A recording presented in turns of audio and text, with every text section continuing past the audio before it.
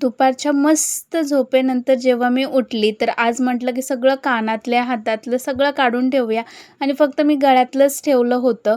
कारण हात माझे सुस्त आहेत, त्यामुळे बांगड्या पण खूप जास्त टोचतायत मला. त्यामुळे सगळंच काढून ठेवलं एकत्रच. आणि बाहेर जेव्हा किचनमध्ये गेलं, तर आईची तयारी चालू होती, ते म्हणजे चिवडा करायची.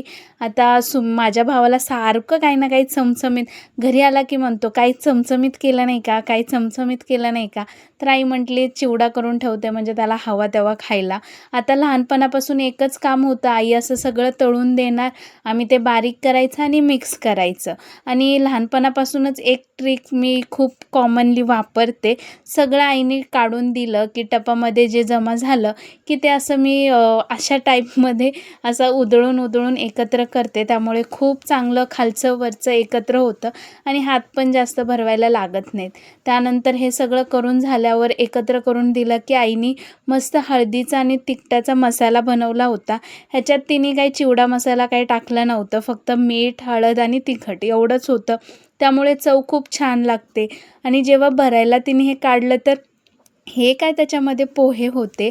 आता ते लाल पोहे मी तरी पहिल्यांदा बघितलेले. आता हे काय काय वेगवेगळं हेल्दी खातात काय माहिती. आईने मला एवढा चिवडा दिला होता, पण त्यातला थोडासा घेऊन मस्त भेळ खाऊन मी चिवडा